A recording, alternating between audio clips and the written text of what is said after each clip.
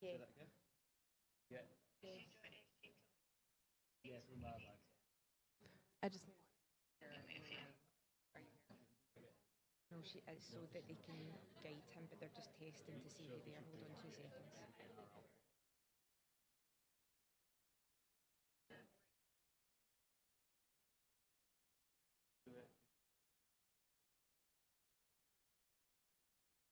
Is it just no? Will I want to turn the stream off? Yeah.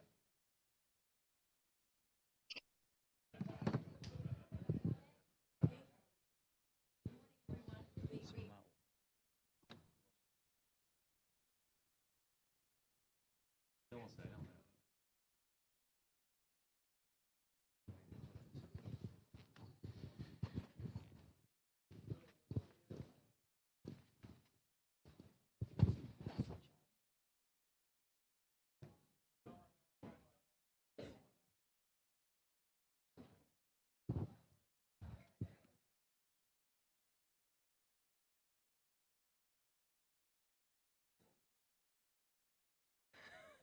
So I'm waiting for instruction from the rear.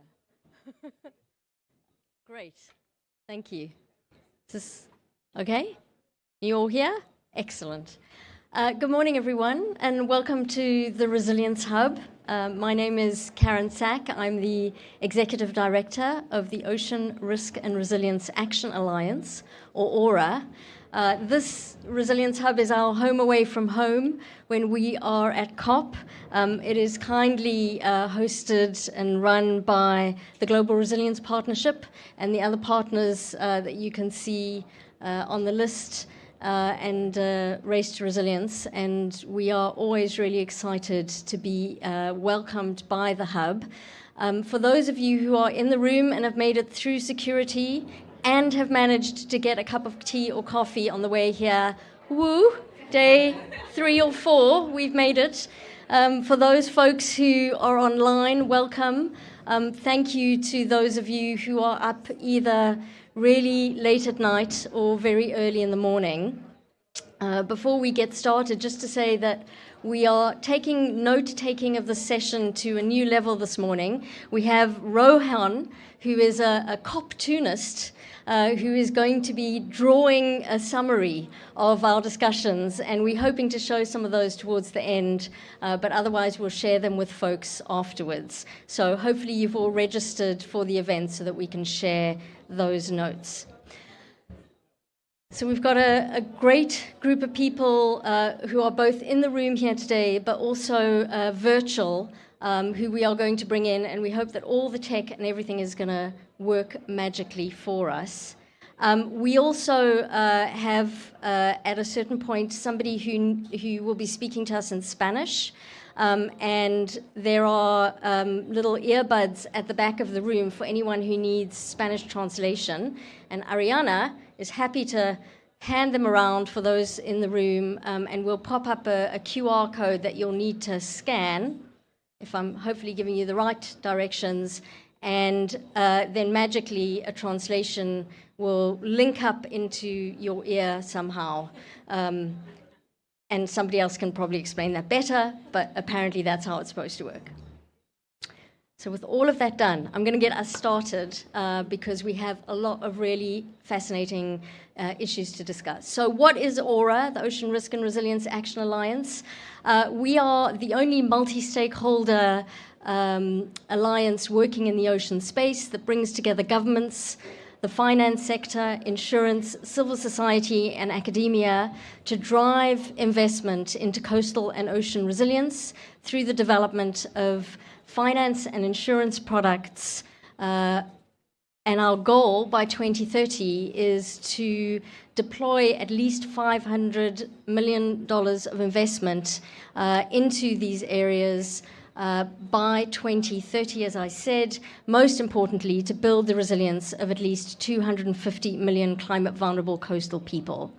We work on 3 levels, building from the ground up to develop an investable project pipeline, addressing the missing middle, the policy as well as the small-scale financial products that need to be deployed, particularly for coastal communities, and then also thinking about the top-down, the type of global financing ecosystem that we need to develop, the vehicles that need to be put in place to de-risk the space and help crowd in private as well as public sector and philanthropic finance. We are really excited to be with you all here today because our focus really now, as we look forward, is how we scale investment on this Finance Day at COP28 into the ocean and coastal resilience space between now and the UN Ocean Conference, which is going to be in June in 2025 and is co-hosted by France and Costa Rica. The key as part of that is building an investable project pipeline. And one of the things we've been told since even before we established Aura, and one of the key reasons we established Aura, is that there are no projects to invest in this space. And we want to say very clearly here and now that is absolutely and patently untrue. Because over the last 2 years, we have run 2 calls for proposals, one in 2022, which was supported by Canada's Environment and Climate Change Canada, where we saw 90 proposals come in with over $20 million from 51 countries that were looking for investment. And then in 2023, just earlier this year, we ran a call for proposals with the UK's Blue Planet Fund, where we saw 142 viable proposals come in from 72 countries with $45 million. In fact, in another room, in another building across the way, we are announcing this morning the 12 projects that we will be investing in from that call for proposals. And we are really excited about some of that work. Each of them will receive up to $500,000 of investment to build finance and insurance products. So we know that it is possible to build that pipeline. And we are excited today to talk about how we do that, how we build the capacity, how we can showcase some of the projects, because there's a clear demand for investment. And we also want to see how we can take that further to crowd in the type of private sector finance that we need to. So I am going to just quickly frame out what we're doing this morning and then hand over the microphone to Anne Vaughan, who's the Senior Advisor for Climate Change at USAID, who is going to say a few words from her side. But just in terms of how we're working this morning, we're going to hear from Anne, and then she is going to moderate a discussion from some folks around the world who are all involved in deploying either knowledge or finance and insurance products in developing countries. And then I'll be back to talk through how we develop a community of practice, how we develop the kind of deal rooms and drive together investable projects with investors who are keen to move them forward. So, Anne, I'm going to hand over to you, and thanks everyone for coming. We hope you enjoy the session. Thanks so much, Karen. And honestly, I'm really excited about with the event that's coming down a little bit later to announce the different projects that you guys are investing in. So it's pretty exciting that we're being able to move funds in this really, really important space. So kudos on that front. And thanks to you all for being here today and online. And thanks again to Aura for helping pull this event together. I have some colleagues from USAID who have been working really, really hard on this event too. So wanted to thank Jenny Kane, Amit Smatrik, and Colin Van Buren, who aren't here, well, online or aren't here, but have done a ton of work in this space. And if you haven't been drawn in a cartoon before, get excited. It's really fun. So thanks for also our COP tuning efforts here. As Karen said, I'm Anne Vaughan. I'm the Senior Advisor for Climate Change in the Bureau for Resilience, Environment, and Food Security, and also have the pleasure and honor of co-leading PREPARE, the President's Emergency Plan for Adaptation and Resilience, with colleagues from State Department. But PREPARE was launched 2 years ago by President Biden at COP to bring together our diplomatic development and technical expertise of the United States with the goal of helping 500 million people become more climate resilient. We work across the U.S. government with 19 agencies and departments, and we'll hear from some of them shortly. And one of the reasons and how we set this panel up is to look at the sort of different pillars of prepare, because when we think about adaptation, you know, we need climate information, you need the information to know what to do. Private sector needs to know about information, what's going to happen, where is sea level rising, early warning systems that work, how might there be opportunities to take advantage of different changing weather patterns or to prepare better for different weather patterns. So prepare has these 3 pillars. The first is knowledge, plans, and second is plans and programs, and the third is resources. So we'll get to our first panel in a second. That will focus on the information side of things, and then we'll focus a lot, as Karen was noting, on the resource component, especially think about oceans and coastlines, and which we know are increasingly under threat from climate change. There's a lot of risks and there's a lot of opportunities that we need to look at. Studies indicate that every $1 billion invested in adaptation against coastal flooding leads to $14 billion in reduction in economic damages. That's a huge number, and it also means people's lives that are not as impacted when we are better preparing coastal communities for different weather, coastal, and sea rise impacts. A little bit more depressingly is that we know rising in ocean temperatures and increasing acidification can cause the decline, in some case collapse, of fisheries. My bureau works a lot on food security. You're hearing a lot about food security this COP. If we don't help save our fisheries, we're going to face a huge further food security impacts. We know that fisheries in tropical regions could lose up to half of their current catch levels by the end of this century. As someone working in food, that's terrifying. When we know about 2.6 billion people in developing countries depend on fish for protein and income, a lot of really important nutritional things you can get from fish, so we know we have to work on that issue too and need to crowd in more finance to deal with how we help food security and protect our fisheries. So let me do real briefly a couple things USAID is working on in this space. So last year at COP26 in Egypt, we announced the Egyptian Red Sea Initiative under Prepare, which focuses on protecting the Red Sea coral reefs by empowering coastal communities to lead on climate action. This initiative is establishing a conservation trust and blended finance mechanism to invest in reef-positive businesses and cultivate an enabling environment to promote the Red Sea coral reef conservation in Egypt. So I think that's pretty exciting. We also have a partnership with UNDP and the Global Fund for Coral Reefs and the government of Egypt, or within this partnership, to provide, the U.S. government will do $15 million. We're hoping to leverage in $50 million in private sector climate finance. So we know we have to work together with the private sector to crowd in more funding. And we're really excited today under our Coastal Resilience Carbon and Conservation Finance, which we call C3F.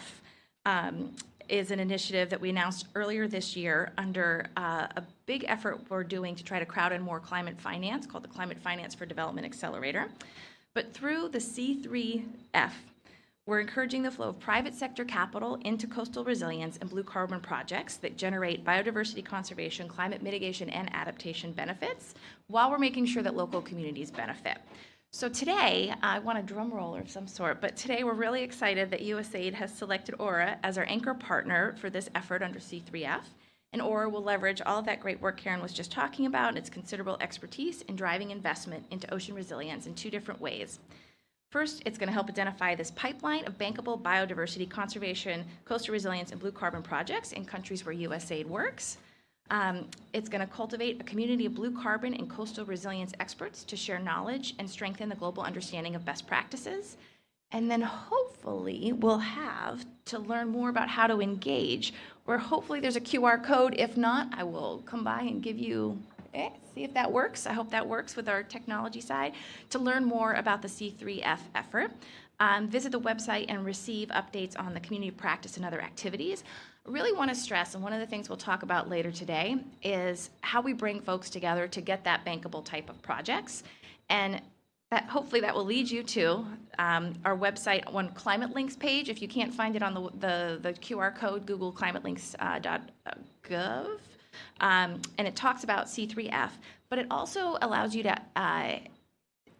fill out a form. It takes 3 minutes to fill out, for our Climate Finance Investment Network that is bringing together everybody in the climate finance space. There's as many people as possible. We're trying to crowd in even more people, but it's been real successful bringing together funders and then projects from NGOs to small SMEs working on different areas in climate finance. So please check that out, sign up, and that will update you with different opportunities to engage in how USAID is trying to expand our climate finance work and really get money out the door, specifically to communities that really need it and are being most impacted by climate change.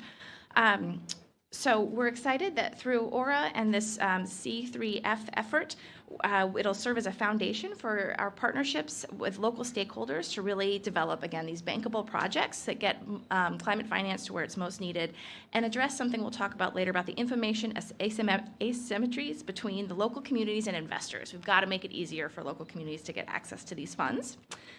We really think coastal resilience and blue carbon presents a huge opportunity for achieving a really ambitious target we have of mobilizing $150 billion in public and private capital to help the 500 million people become more climate resilient. So we have big targets because we know there's a big need and are excited to partner with you all to try to see how we can get as much climate finance to coastal communities and people that need it most. So with that, we again want to thank Aura for the partnership and really excited to partner with them. And we're going to now turn to hear about the exciting things that are happening and hear from some panelists.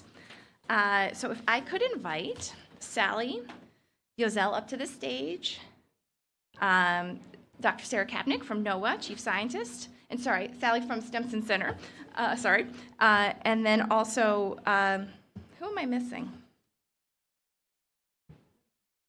Sally, and Lindsay, of course, from Aura. Last but not least, Lindsay. And so we're going to have a really quick lightning round, folks. Get excited. Does everyone have their mics?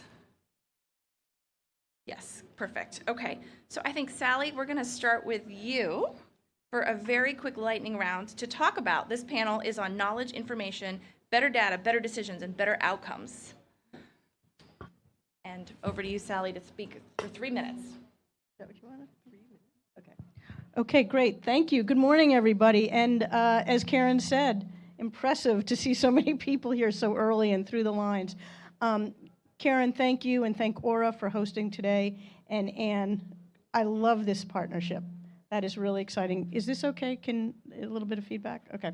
All right, so what I'm going to talk about is, I don't have to even say, we all know that coastal states, island states and coastal developing countries are the least responsible and most affected by the climate change. We've heard this drumbeat for years, and it's pretty exciting that on day one, the new Loss and Damage Fund, and every day there seems to be more and more announcements like the one today on C3F. And so what I'm going to talk about today, though, is one specific project we're currently working on in the island state of Madagascar, one of the poorer nations in the country. They have a GDP per capita of just $500, but yet they're a country really rich in resources, nickel, cobalt, fisheries, forests. And so we have what's called the Climate and Ocean Risk Vulnerability Initiative, or CORVI, much easier to say, and we are conducting basically a risk assessment in the coastal city of Tomasina, Madagascar, which is on the east coast. It's their main port and gateway, handles 90% of all of the country's international cargo. The project is supported by the U.S. government as well as the Prince Albert II of Monaco Foundation and with money from Prepare and your planning pillar. So when you think of Tomasina, though, think about it. They have a lot of challenges. 8 tropical cyclones in just 13 months. The intensity of these cyclones are expected to increase. The city population is growing very fast, adding strain and stress to the infrastructure they sort of have, which is already broken. And the city, it lies in this low level with all this informal housing in this main water canal. They lack the basic water resource services, waste management, toxic pollution and debris flood into homes, businesses, and this is all a regular occurrence. And their roads and railroads are constantly being closed by all of this. And when you think of a gateway city, that basically shuts down services for the whole country. And so the good news, despite all of that, is they have a government and a municipality there that has good political will. They want to make changes, yet they lack the data and the information. They're kind of a little bit stymied. They lack the data and information to move forward. And so that's where we kind of have come in. We're trying to build resilience and create an actionable adaptation plan for Tomasina. And with so many risks and so little data, that's where Corvi comes in, because Corvi looks at 100 different risk elements, 100 different risk factors, indicators, and it covers ecological, economic, and the social political. So it's not just one, it's all three being integrated. And often, data just does not exist other than that at the, say, the national or the regional level. But we all know climate change is local. So we need to fill those data gaps. And so what we do is we start with this process where we bring a lot of people together, we do desk research, we get the best and the brightest, we do surveys, we do interviews, we have this whole algorithm and then brings this information together so that we can then identify and prioritize the greatest risks. So we don't just look at sea level rise, okay? We look at, a whole integrated assessment. And why is this important? It's important because we have to fill the data gaps, we have to find the bankable projects, we have to deal with a valley of death from planning to implementation projects, and data and information is what we hear is needed all along. So with that, I'm just gonna stop. I know there's lots of things that we're going to talk about in this lightning round. Yeah, so I want to talk about NOAA's Blue Carbon Inventory project. So we're committed to working with partners to ensure that our coastal communities are empowered by co-developed scientific knowledge, data, tools, and stewardship approaches that help inform efforts to reduce risk, vulnerability, and foster resilience and transformative adaptation in the face of a changing climate, and support the development of a blue economy. In 2017, the U.S.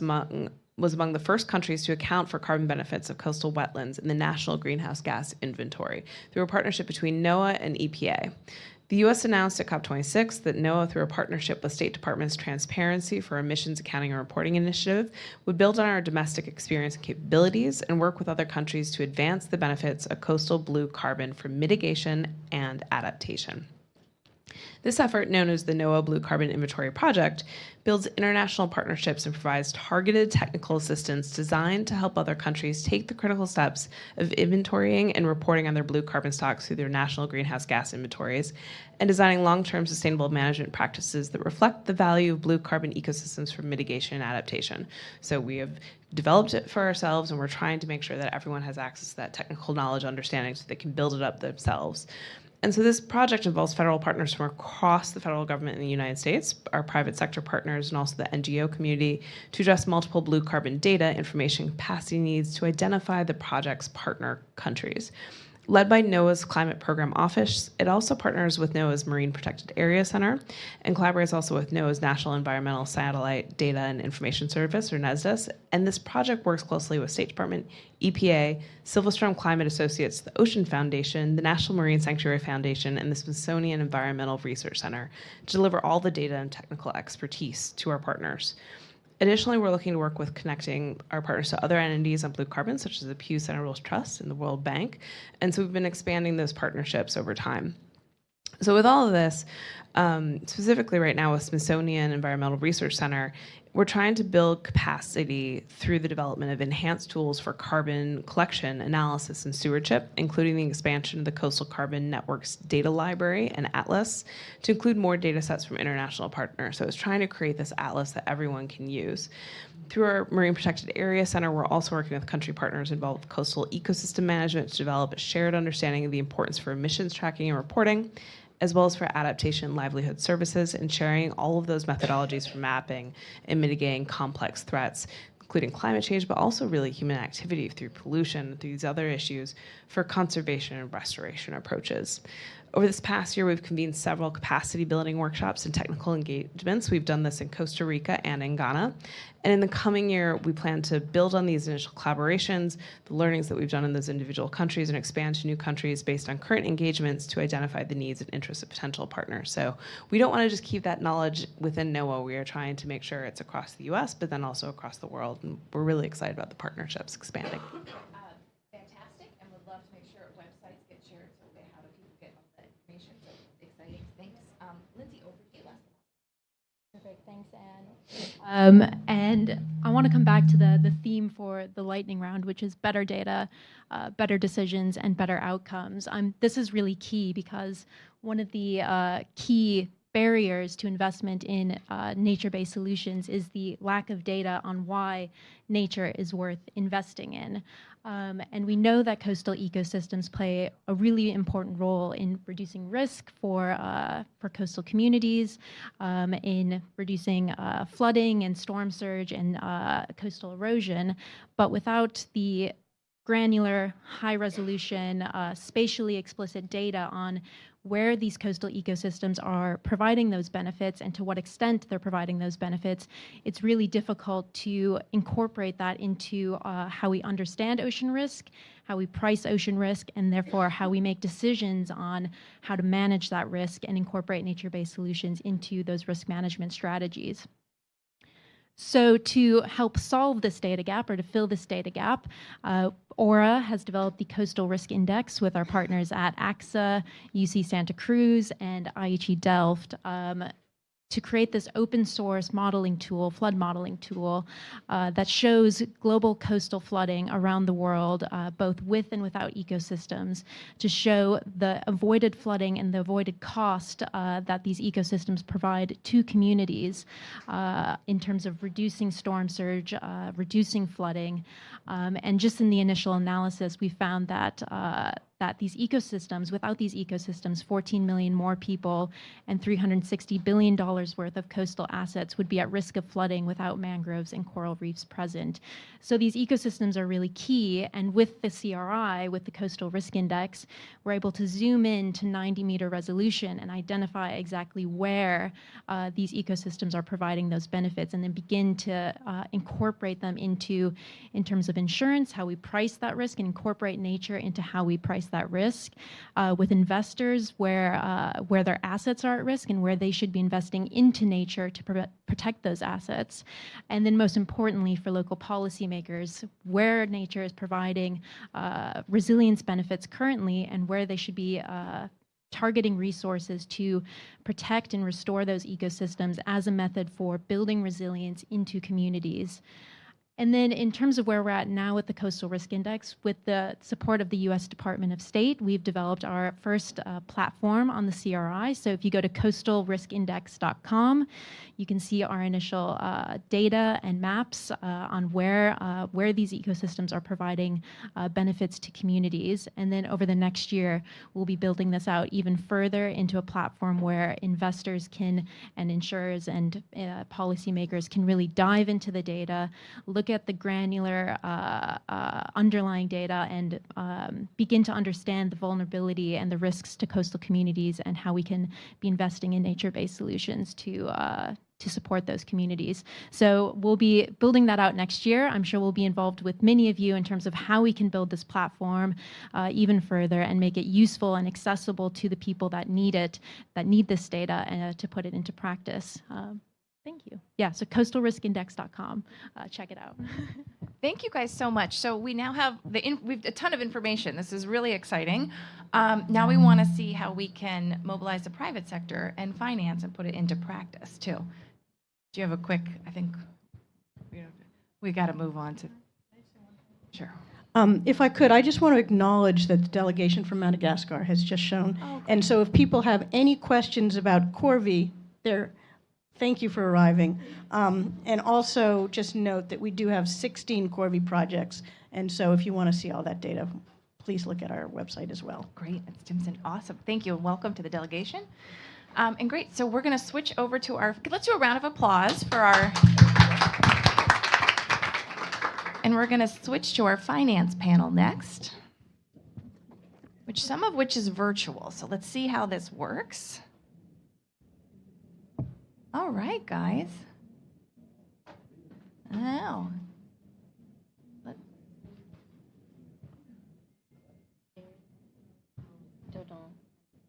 okay, so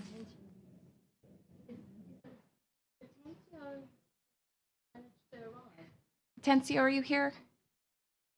Nope. Okay, well, if not, we're going to start first with, let me make sure I get this right in order. We're going to start first with Jerry Mangan from Tanzania. Can we pull him up? We might have just lost him.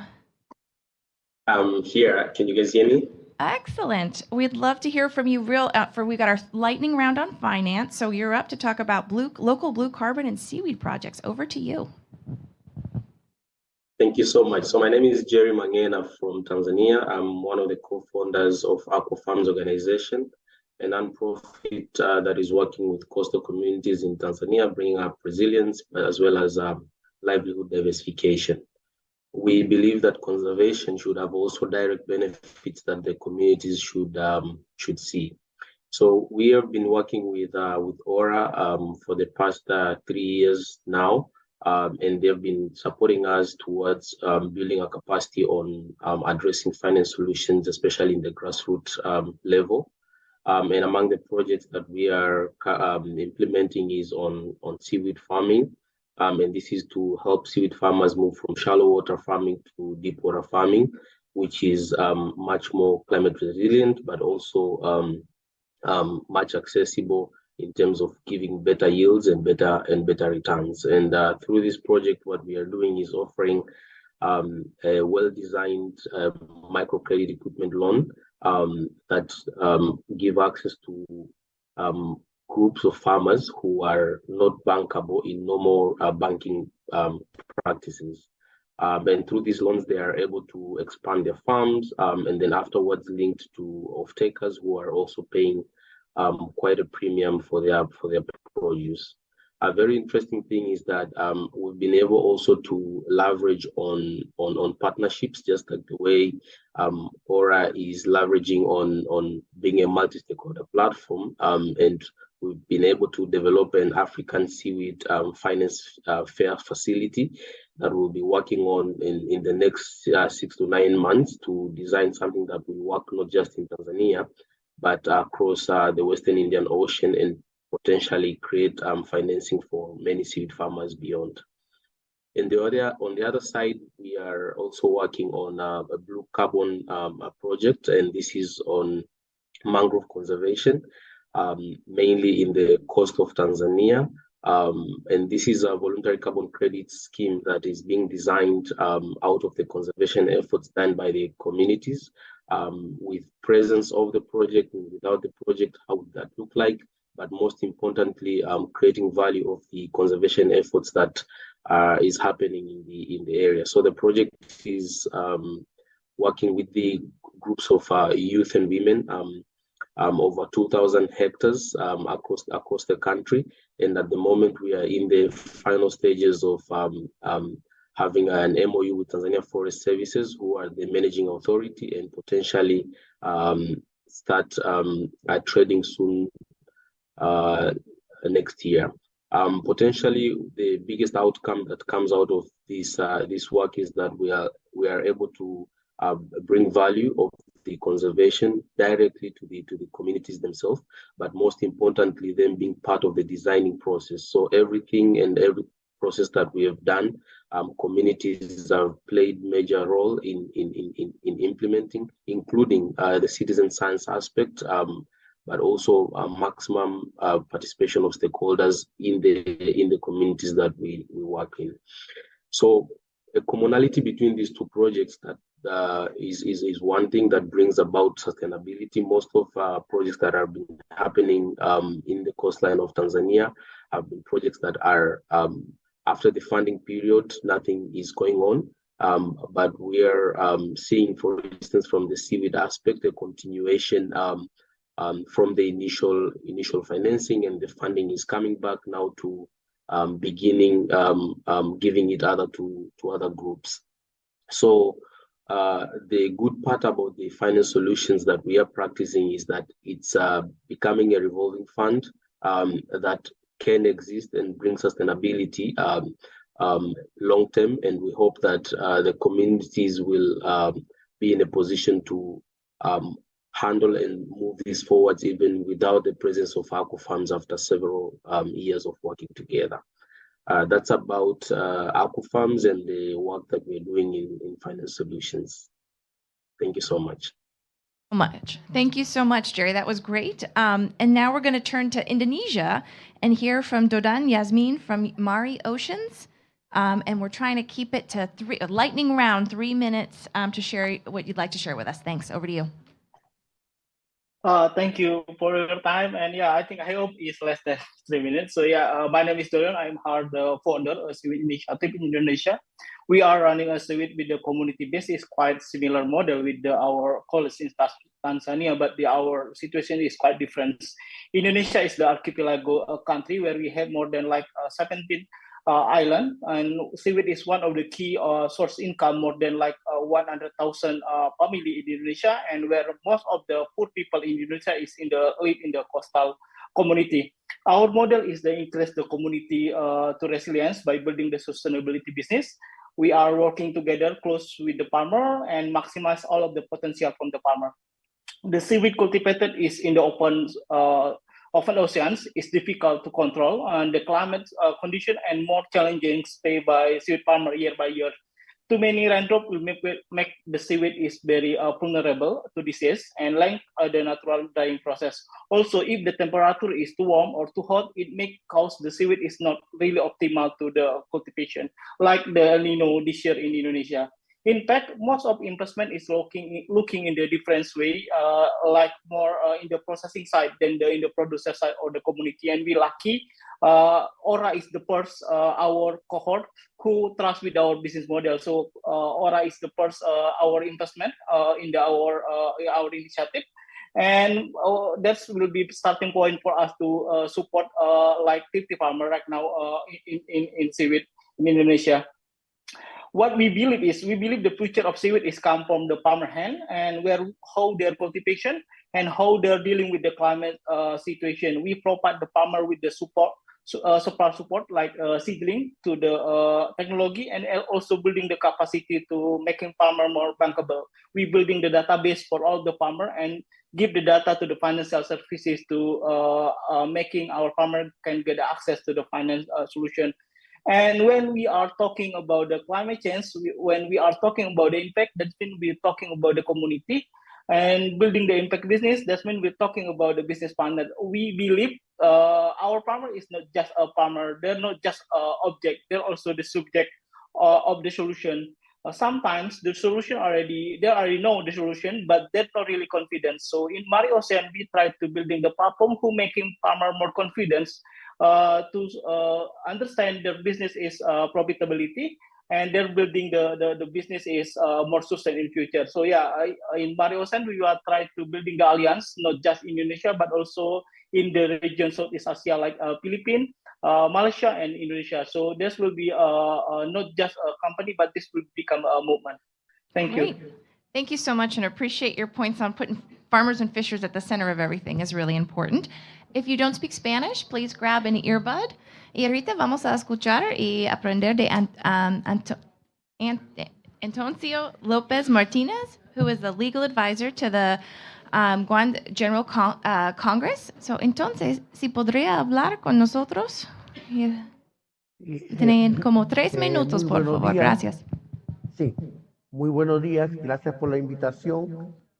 Hablo a nombre del pueblo Kuna, Congreso General Kuna, un territorio indígena ubicado en el Mar Caribe, en la República de Panamá.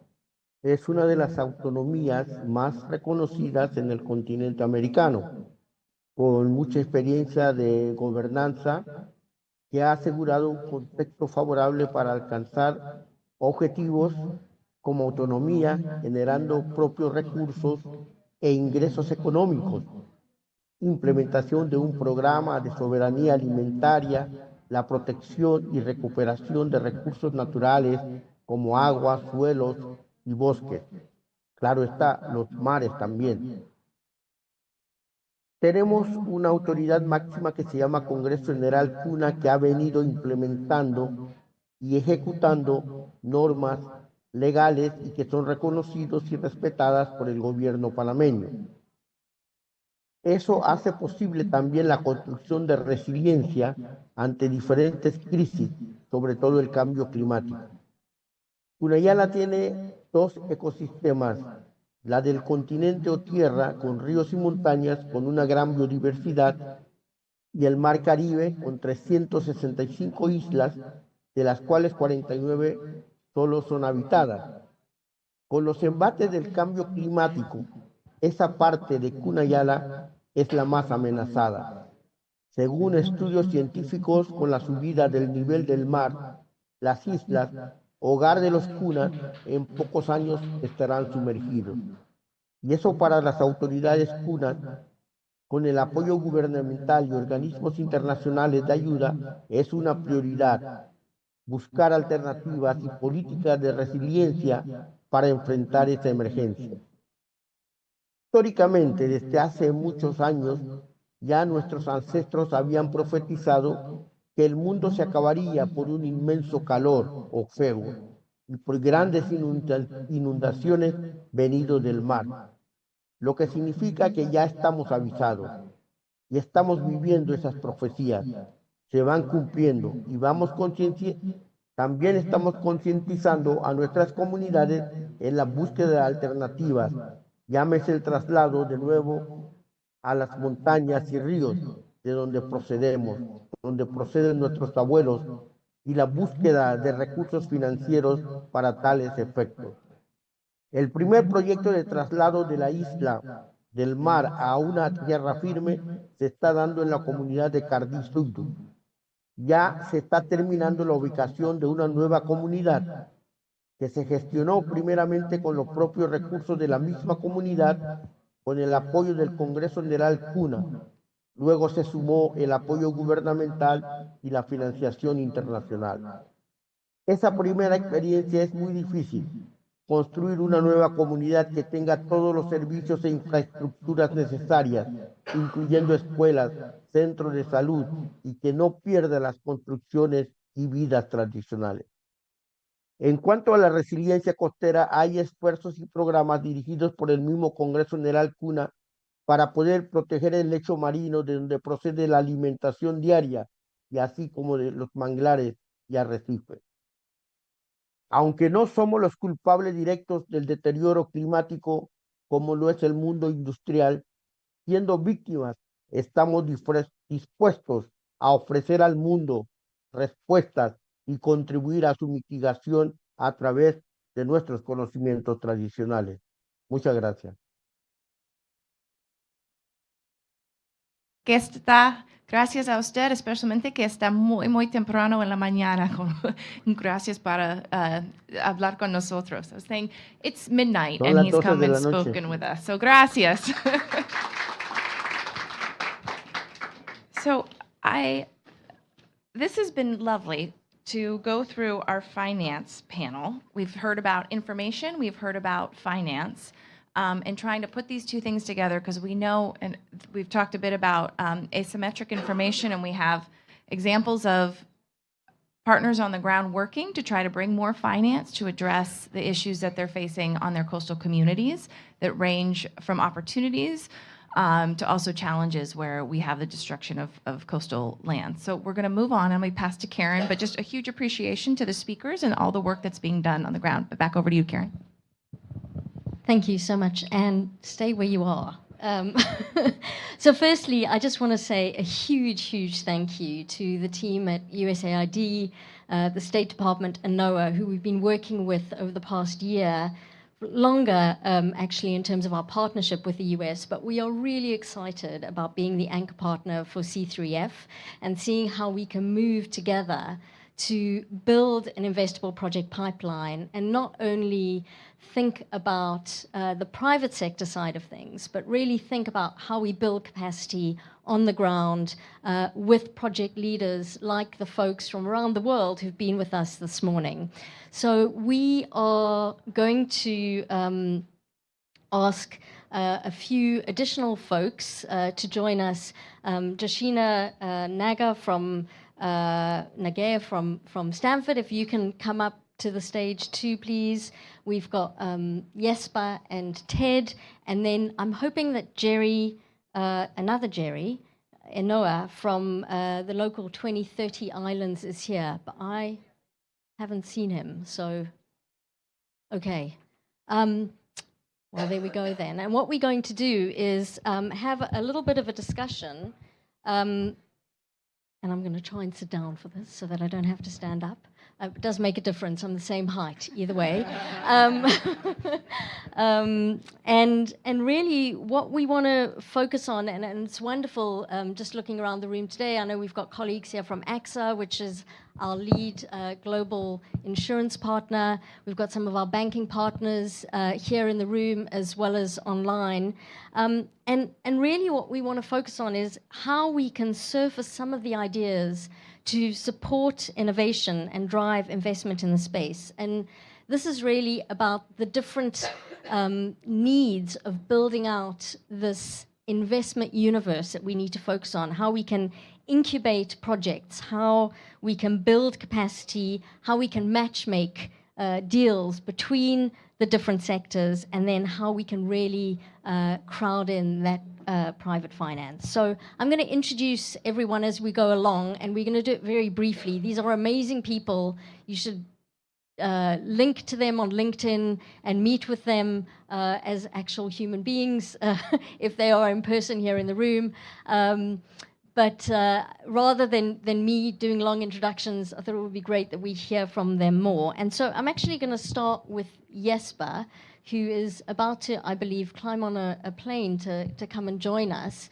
Jesper Hornberg is with the Global Resilience Partnership, but he also has been leading the Ocean Resilience Innovation Challenge for Aura for the past 3 years. And what he does is he works with initial stage startup projects on the ground to help mentor and support them so that they can become investable propositions. And we at Aura are really excited about ORIC.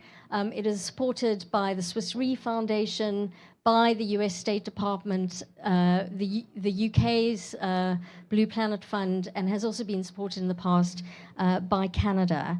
And Jesper, you know, in all the work that we do, and I know you know this, but folks in the room may not, the single issue that is raised all the time by the finance sector is that there's no investable project pipeline. And that's a major barrier to engagement. So just from your experience, can you tell us why that assumption just is patently untrue in terms of what's out there, and what some of the barriers are for those projects, as well as why it's different being an entrepreneur working in the global south from those that are working in the north, and some of the assumptions perhaps that the finance sector needs to rethink in terms of investments into the space? Thank you, Karen, and I look forward to seeing everyone tomorrow in Dubai. That's a lot to unpack, but you can do it in 3 minutes. I think. Thank you. That's very generous. There's a desperate need to link the opportunities, and the opportunities are sometimes presented as problems, right? With whoever is financing this, and you need to continue to build that ecosystem. You need more stuff in it so that it has that critical mass, that it can attract the capacity. We're trying to build that, of course, and that was something that was raised by the previous panelists. Very good points. And you need to link that to whoever it is that is financing it, and you need to also have a blend of different types of funders. Some stuff is really early stage. You need to support it through a bit of grant funding so that it can come up to a certain level in terms of capacity and level of implementation. And then as it grows and matures, you need other types of funders. I think it's also a question of building that ecosystem and expanding that ecosystem. as has been pointed out, there are lots of things to actually invest in, and you need to make the links. That's part of what the ecosystem does, and you need the supporting functions, if that is law firms or if that is just idea generators. It doesn't matter. It needs all of it. You need to build the local ecosystem at the local level as well, and that's also something that's been raised. Very important, because equity is an important aspect here. You know what the problems are that you're trying to deal with when it comes to finding solutions that are nature-based and so on. If you are local, you don't necessarily do if you are in, say, Stockholm. And I'm just taking Stockholm as an example because I'm Swedish, so I think I can slag it off a bit. I think there's also lots to learn from both sides, what it is that can be done and what types of solutions. Some of them are indigenous, some of them are not yet thought of, and they need to come. And you can only have that idea generation at the local level, or having the local level heavily involved in it. I think both Jerry and Dodon gave really good examples of that. You need to also build capacity, and one key word that was mentioned, and Vaughan said it, and I was so happy to hear it, and that is the confidence that is needed to pull these things off. Because the most important thing with an innovation, and the most important thing with getting resources and funding into this, it's not necessarily the solution. And I know I'm saying, it's weird that I'm saying that, because I'm always looking for solutions, but it's actually the people that are implementing it. And you need to make those links and build equitable relationships and bring everyone to the same level when you have these things. And we've done that with Aura.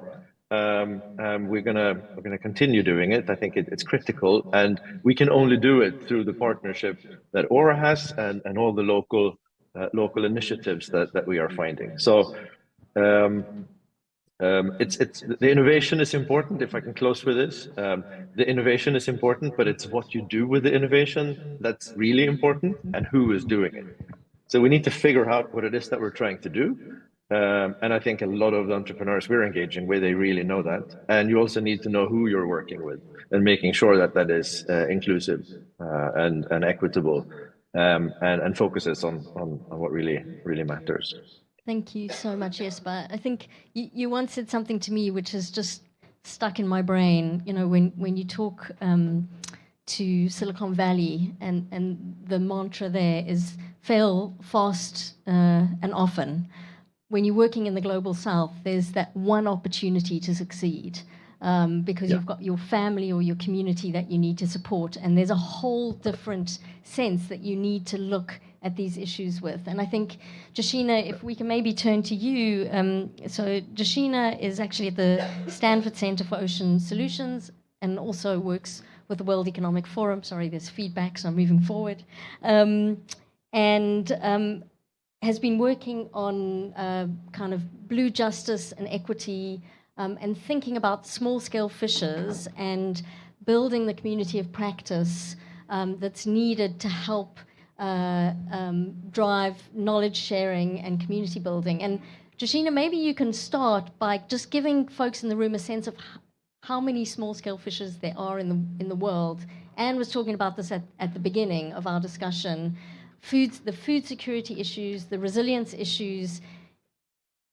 If folks who are listening to this just think about the fishing communities around the world, if they are displaced from their communities and either have to move into cities or migrate out of their countries north, what that means in terms of taking that informal economy sector and moving those folks into the formal economy or into social safety nets.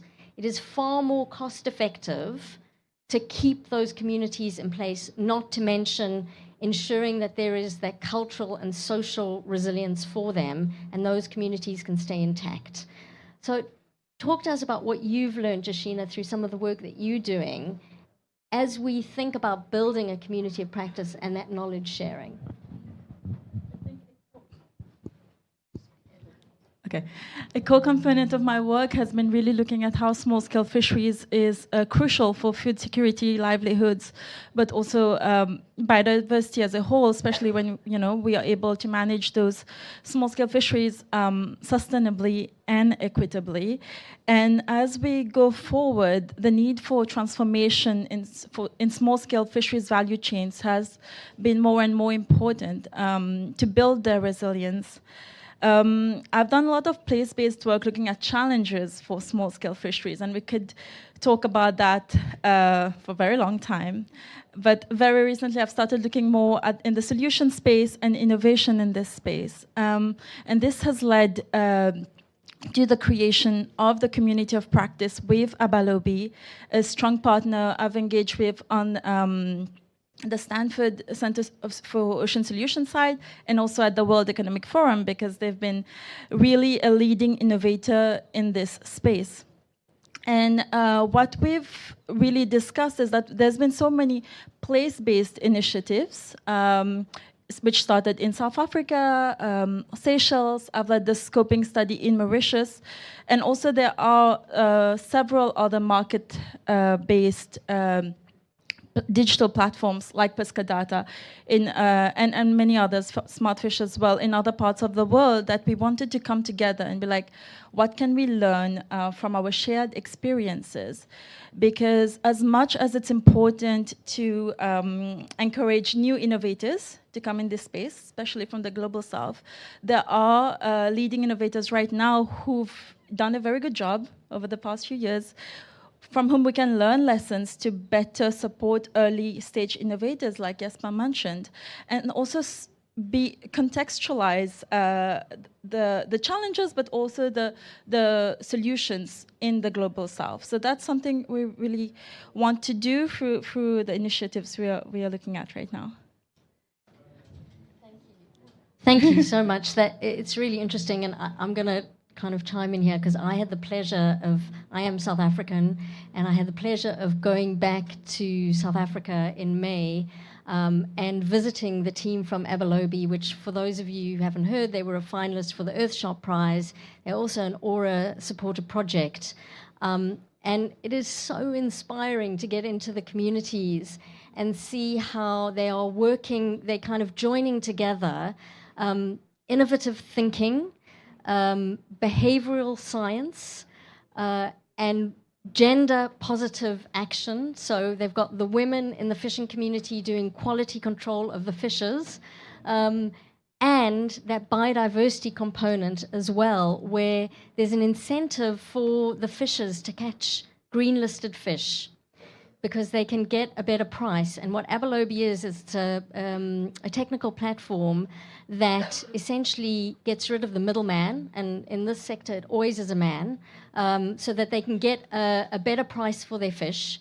They can sell it literally as they catch it from boat to market. You can track the traceability of that fish absolutely. And what we are supporting with them is that they can build in financial security for those fishers by setting up savings accounts, or by offering low-interest loans to the fishers to improve their engines, so that they actually aren't as endangered when they actually go out to sea from storms and other events. And so thinking about the food security elements, the biodiversity, the resilience, as well as the financial security of those communities. And we're actually hoping to work with them on thinking about an insurance product for those fishers, as a livelihoods insurance product to build into that.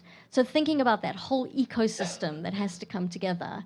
And I know, Anne, as we talk about this kind of incubation and innovation, as we think about keeping these communities intact, we then need to consider how we connect the folks who are working on the ground to potential investors, many of whom are in the global north, but there are investors in the south as well, who don't necessarily know, number one, which projects are out there, number two, which projects they should be investing in, and could be burned in their first investment by investing in the wrong way. So it would be, I know USAID has run some deal rooms in different sectors. And one of the things we really like to do at Aura is learn from those different sectors so that we can innovate forward in our sector. So can you tell us about some of the deal rooms that you've run in the past and how we can potentially use that to help make these connections and drive investment into the space? No, great. Thanks, Karen. So we've done a lot of work on what we call deal rooms. You're bringing people together to do exactly that, is do some matchmaking. It's speed dating between your investors and then those with good ideas. And what I think a lot of the things that Aura will be doing under C3F, and that we actually heard from Jesper too, is you have to make sure that the matchmaking is right. If you're a small or medium enterprise and are ready for a $10 million investment, you need to be talking to a certain different financier than someone who can provide technical assistance and help if you're only looking for a $10,000 grant. So one of the things we've learned is that you've got to get a little bit micro. You have to pre-screen before coming to an event. And I would say at the next big couple Oceans conferences, we should really be thinking about, when everyone's in the same room, how do we do that matchmaking? And some of it's just a little bit of work on the front end. It is very much a dating app. It's like, I'm interested in this. I need $10,000, or I need 10 million, and I just need, we're ready to move on that. So how do we do the prep work so that you can have in a limited time in these big conferences to put the right people together? So we've done that in the food security space. A couple different times with good success. We've had some lessons learned also where it's hard to do online, and something that we're very committed to at AID is making sure, as Jesper was also saying, that we're being equitable and inclusive. And how do you get some of the local organizations that maybe don't have the money to have a plane ticket to come to Dubai to be brought into that effort? So that's something that we need to collectively work on, is being able to capture some of the groups and cross that sort of digital and financial divide to even get the right people in the room together. But again, with some of the larger ocean events and convenings coming forward, I think there's some great opportunities to be able to bring platforms like that together and have the right conversations. I'd also note there's a lot of really smart people in here. There's a lot of money in this room. There's a lot of money at COP this year. So if you haven't already introduced yourself to your neighbor, please do. Talk to them, see what they're working on, what you're working on, because this could also be seen as a mini little deal room today, and would love for folks to make connections going forward throughout today and through the week to make sure that we're really connecting financiers with good projects on the ground to build coastal resilience and livelihoods. Thanks. Thank you, Anne. I think that's a great idea, and if there's anyone in the room who's interested in making a deal with any of these projects, they've been vetted, they are amazing, and the work they're doing is going to change the world. So we are more than happy to matchmake today. I think what's really important as we think about deal rooms is also ensuring that there are the guardrails and safeguards, both from the project side, but also from the investor side, so that as investors enter the space, they don't get burned by that first investment. And so I'm going to turn to we have a financier on the line, direct from New York, and thank you also for being awake in the middle of the night, Ted Janulis, who has worked in the finance sector for years, is also on Aura's board, and is the lead for an organization called Investable Oceans.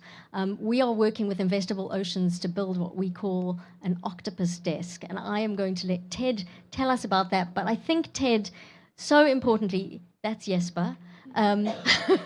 So, Ted, you know what the folks on Wall Street are looking for in terms of some of these projects. How do we make them interesting for them? How do we bring those investable propositions to the table? Yeah, great question. And I'll start with Aura, but I'm going to get pretty quickly back to Anne's most recent points, because the architecture of what she was talking about, I think, is right on the nose. Just to start with the broader view, so Karen and Aura have a grand and worthy ambition, which is to really build the capital markets for the oceans, but one that includes the elements of justice and inclusion and equity. So that's a big infrastructure that she's referring to, and they're all putting their shoulder to. Now, what does that mean within those? Is you've heard some of the elements along the way tonight, whether it's a fund like the Outrigger Fund, or a guarantee facility, or pipeline development, Those are all the pieces that go into this broader finance way of looking at the world and architecture. So the Octopus desk in particular, you could look at it like an execution desk. You could look at it like matchmaking. That's why it really ties in to what Ann is saying. And that's really important in terms of actually getting the things to happen, because, I mean, just think of the last hour or so that we've all spent together. Think of how many organizations we met, how many different things we talked about. It could be coastal resilience, it could be blue carbon, it could be mangroves. And then we went all around the globe in doing that. So what do you do with those flows of information? And while there are many worthy blended finance deals, as they say, that get done, at the same time, a lot of them are bespoke and had a certain way that they happened, and maybe those individuals go someplace else. So one of the things that we have from a design perspective, is to try to capture all that information. So who are the funders? What are the projects? As Ann was saying, sorting for suitability of all kinds as people look at ways to actually, commit their dollars and put their money to work. So it is in a sense, it's a top down, to borrow a phrase from earlier, but it's also a bottoms up. So the top down part is keeping in mind all those principles we talked about, like capacity building, or making sure that the way that the government is setting up their programs, or the way that it's investor friendly, people that understand even down to currency risk, all those are sort of structural elements that we have to do. But on the bottom up side is what Ann was talking about, is like actually getting people to work together, to mix and match, to see what works and doesn't.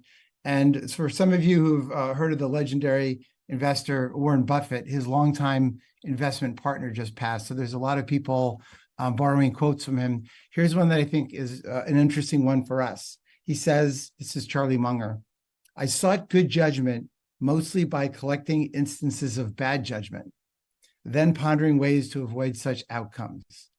So I think there's a lot we can learn from things that have happened, but I would also turn that on its head and say, by collecting instances of good judgment and cooperation, finding things that work, looking at why they worked, and then finding out how to do more of that is what we really want to be doing. So when you visualize Octopus Desk, just think about, for all these incredible elements, we're not interested in recreating any wheels. As Lonely Whale puts it, we're interested in radical collaboration. So whether it's the technology, the platform, or who represents what sources of investors or capital, we would like to try to bring it all together, make it as visible as we can, but at the same time, look for specific things we can do, because we can talk about the big picture a lot, but to answer your question and come back to it, Karen, what's really going to happen is a deal will get done, and we'll look at what worked there and we'll do more of it. And we find a promising lead. If someone in the back row of today's lecture hall says, you know what, here's a piece of capital that's out there that I don't think people know about, or I've got a really great project I don't think people know about. That's what we want to do, is jump on the ones that we can as soon as we can, have success, momentum begets momentum. And then, as Karen had pointed out, by UNOC, the Ocean Conference in 2025, we'd really like to be at a point where this is a functioning and important source of bringing people together.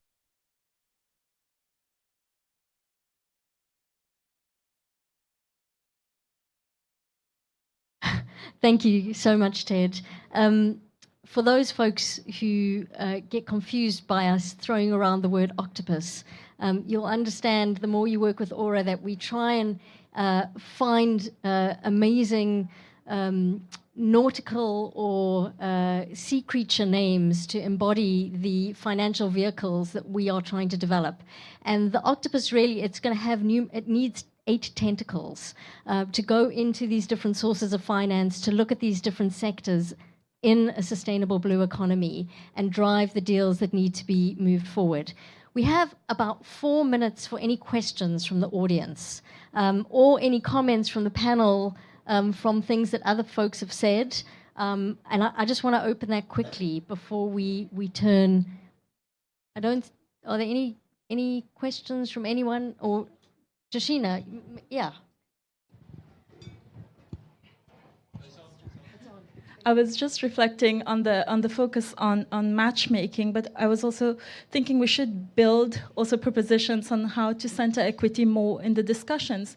And the reality is that if you co-design properly, locally, it's very time and resource intensive.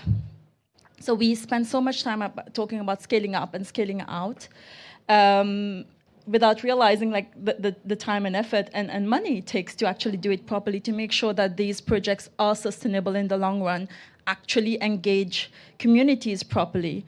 So for me, like a key concern is like, how do we translate that to investors? And so that we are careful to not romanticize the idea of equity and you know, just not doing some equity washing in the process. And I think that's so important, particularly, you know, the flavor of the moment in our space is blue carbon.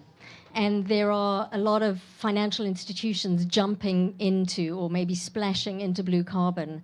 And it's one of the reasons why we've worked over the past year with Salesforce, with Conservation International, the Nature Conservancy, and the World Economic Forum to develop high-quality blue carbon principles and guidance to actually help inform how some of those projects are developed and ensure that the communities who are located where those blue carbon ecosystems are found are seeing the benefits from those investments, but are also being consulted, that indigenous knowledge is being incorporated, that those elements become part of the way the financial decisions are being made. It's really, really important.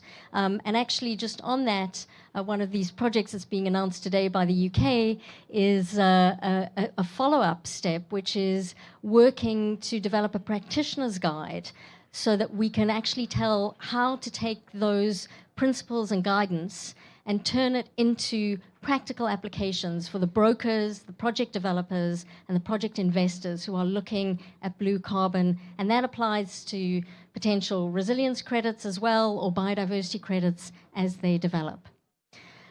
Thank you all so much for joining us online and here on the panel. We've got two final people to talk with us today to give a few reflections.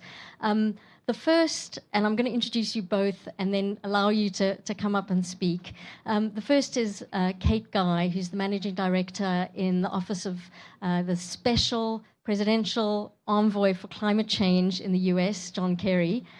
I can never say SPEC all at once without having to think about what those letters are.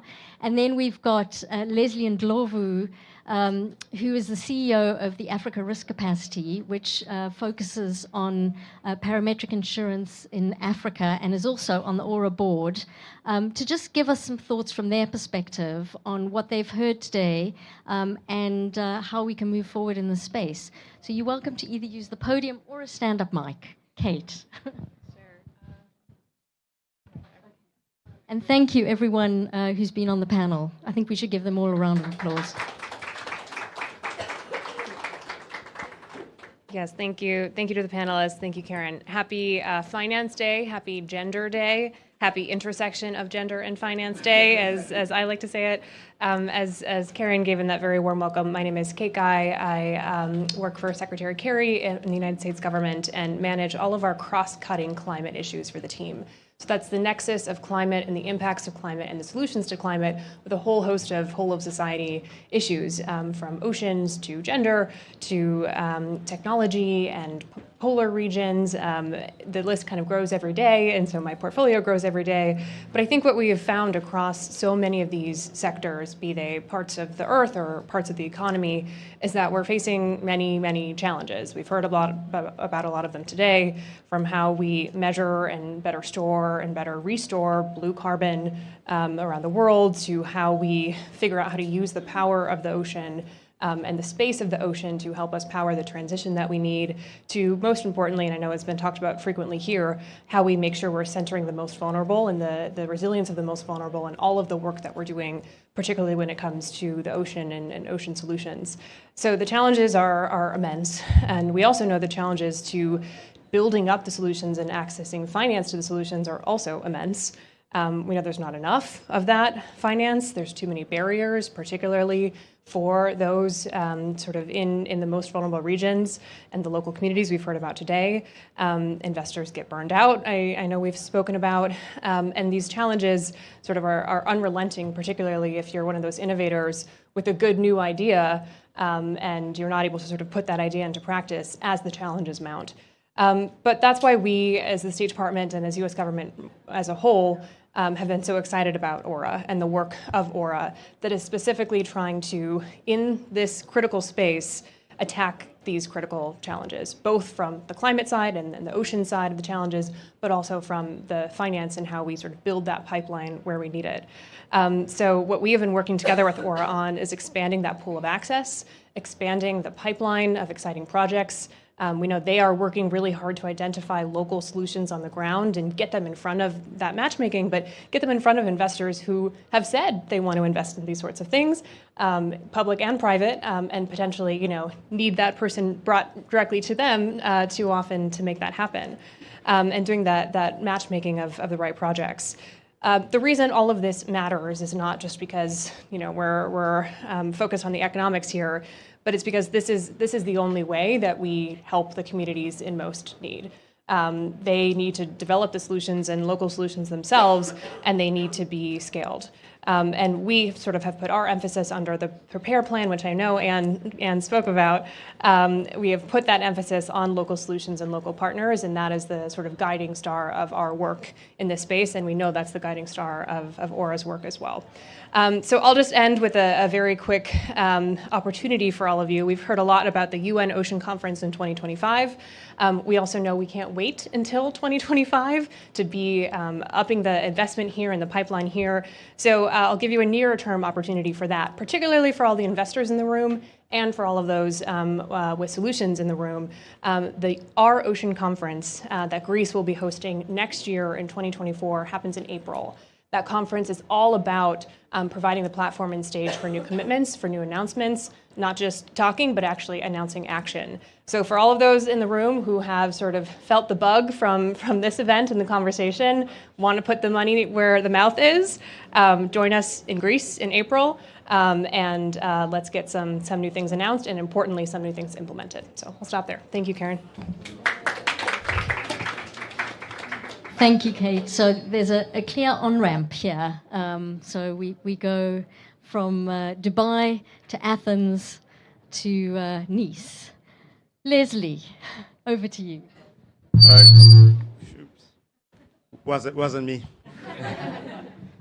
Well, good morning, and really thank you to all the speakers today and to Aura for organizing the event and to everyone for attending.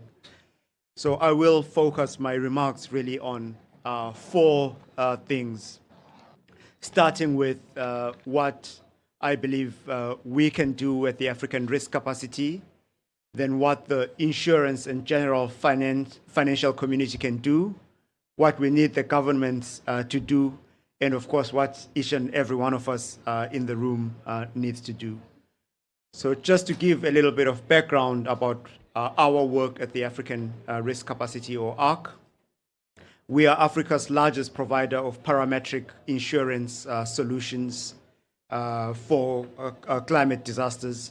So we provide insurance coverage against droughts, floods, and tropical cyclones, including to Madagascar, and welcome to the Madagascar delegation.